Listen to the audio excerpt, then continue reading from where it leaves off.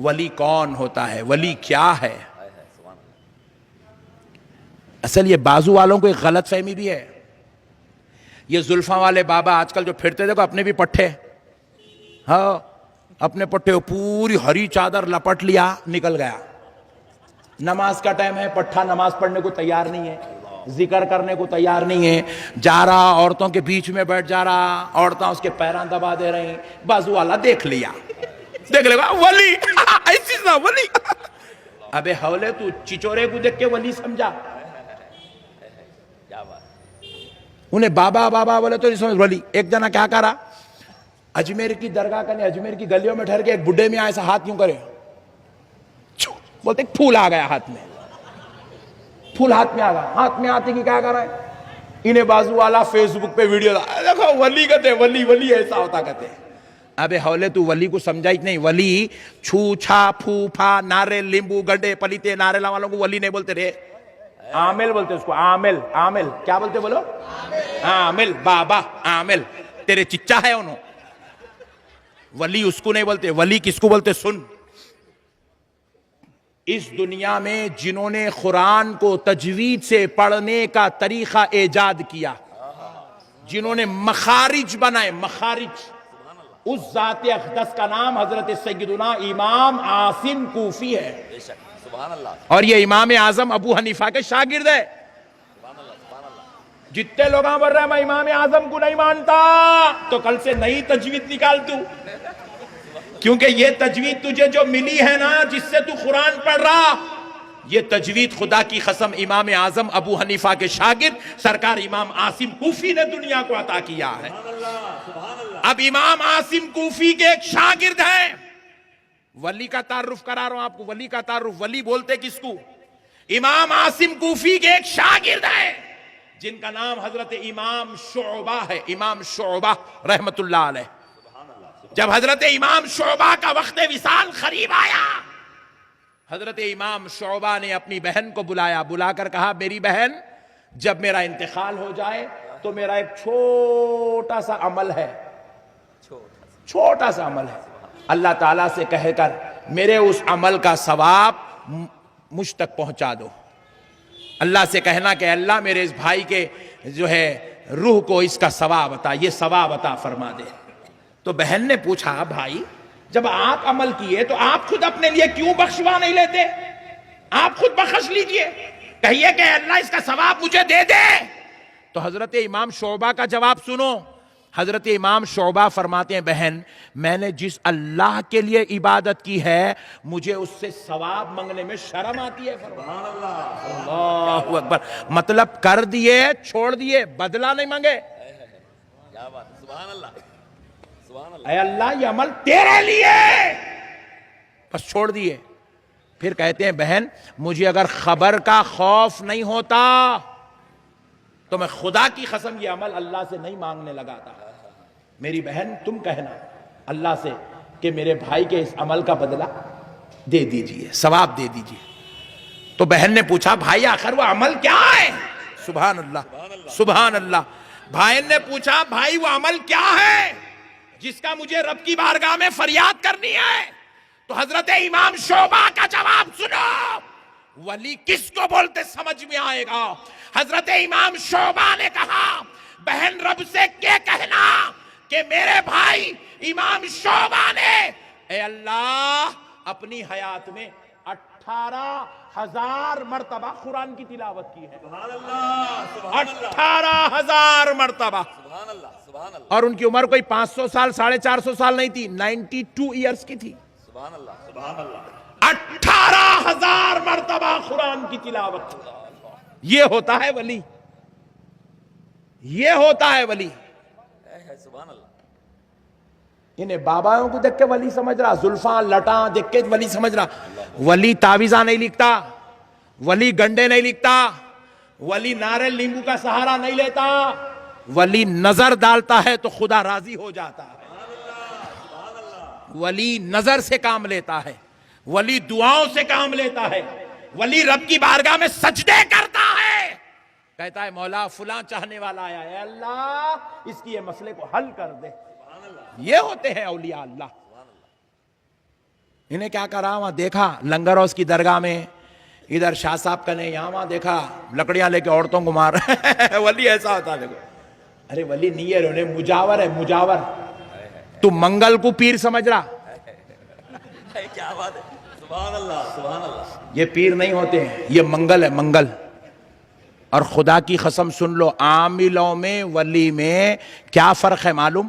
سورج کے سامنے چراغ میں جتنا فرق ہے, ولی کے سامنے عامل میں بھی اتنا ہی فرق ہے. ولی کو پہچانے نہیں. ولی کون ہوتا سنو, سرکار سیدنا امام اعظم ابو حنیفہ رحمت اللہ علیہ, یہ اللہ کے اس برگزیدہ محبوب ولی بندے کا نام ہے جو فقہ کی دنیا کا شہنشاہ ہے, جس نے قرآن و حدیث سے 84,000 مسئلے نکال کر اس امت پر احسان کیا ہے, جس میں سے 38,000 مسئلے صرف عبادت کے متعلق رکھتے ہیں, عبادت سے تعلق رکھتے ہیں. 38,000 مسائل. ایسی بابرکت ذات کا نام امام اعظم ابو حنیفہ ہے. وہ سرکار امام اعظم ابو حنیفہ اپنی پوری حیات طیبہ میں 40,000 مرتبہ قرآن کی تلاوت فرمائے. کتنے ہزار مرتبہ؟ اور پوری زندگی ہوش سنبھالنے سے لے کے پردہ کرنے تک پوری زندگی امام اعظم دن میں روزہ رکھتے تھے. سبحان اللہ. یہ ہوتا ہے اللہ کا ولی, یہ ہے تعارف اللہ کے ولی کا. امام اعظم ابو حنیفہ رحمت اللہ علیہ رات بھر مصلی پر کھڑے ہو کر نماز پڑھتے اور نماز میں پوری قرآن کی تلاوت فرماتے. یہ ہوتے ہیں اللہ کے ولی. سرکار جنید بغدادی رحمت اللہ تعالی علیہ, ہم سمجھے نہیں ولی کون ہوتا ہے. گنڈے نارے لیمبو والوں کو ولی سمجھ بیٹھے, انہیں گیا وہاں پہ کپڑا پھینک دیا, چلو میرے مرید بن جاؤ. مرید بن گئے لوگاں پورے. وہ ولی ہے, نہیں ہوتا, نہیں ہوتا ولی. ولی ایسا نہیں ہوتا. ولی خدا کی قسم نہ بد اخلاق ہوتا ہے, نہ بد کردار ہوتا ہے, نہ دل آزاری کرنے والا ہوتا ہے, نہ ولی کی زبان درازی ہوتی ہے. ولی کسی کے ساتھ زبان درازی کرنا تو دور, ولی تو بڑی آواز میں بھی بات نہیں کرتا. ولی کسی کے جیب سے پیسے نہیں نکالتا, ولی کسی کی زمین نہیں ہڑپتا, ولی کسی کے ساتھ بدسلوکی نہیں کرتا, ولی کسی پر بد نگاہی نہیں کرتا, ولی بے نمازی نہیں ہوتا, ولی قرآن سے دور نہیں رہتا. ولی کی ایک ایک حرکت, ایک ایک ادا شریعت مصطفیٰ کے مطابق ہوتی ہے. ولی کو دیکھے ہی نہیں لوگاں, اور جہاں ہیں وہاں جانے کو تیار نہیں ہے ان لوگاں. گلیوں میں کوچوں میں ہرے پردے لگا لے کے بیٹھے سوالوں کو دیکھ کے پریشان ہے پٹھے. یہ سنو حضرت جنید بغدادی رضی اللہ تعالیٰ عنہ, امام الاولیاء, سرکار غوث الاعظم کے مرشد کے مرشد کے مرشد کے مرشد کے مرشد ہیں. حضرت جنید بغدادی آئینے کا کاروبار کرتے تھے, گلاس کا کاروبار, آئینے کا. آپ کی جو دکان تھی اس میں سامنے کے حصے میں گلاس رکھے ہوئے تھے, پیچھے اتنی جگہ رکھ لیے تھے جتنے میں آپ نماز پڑھ سکتے ہیں. تو وہ دکان میں آئینے کا کاروبار کرتے ہوئے روزانہ 400 رکعت نماز نفل ادا کرتے تھے. ڈیلی 400 رکعت. یہاں اتنے لوگ بیٹھے ہوئے, اس میں بعض بزرگ بھی بیٹھے جن کی عمر 60-65 کی ہو گئی, کسی کی عمر 55-50 کی ہے, کسی کی عمر 35-40 کی ہے, کسی کی عمر 32-30 کی ہے, کسی کی عمر 18-20 کی ہے. بتاؤ اتنی لمبی لمبی عمر ہم گزارے, کبھی زندگی میں کوئی ایسا دن گزرا جس میں ہم نے 400 رکعت نماز نفل پڑھی ہو؟ کبھی کوئی ایسا دن گزرا جس میں 200 رکعت نماز نفل پڑھی ہو؟ کبھی کوئی ایسا دن گزرا جس میں 100 رکعت نماز نفل پڑھی ہو؟ خدا کی قسم نہیں گزرا. مگر حضرت جنید بغدادی ایک دن 2 دن نہیں, پوری زندگی 400 رکعت نماز نفل روزانہ پڑھتے رہے.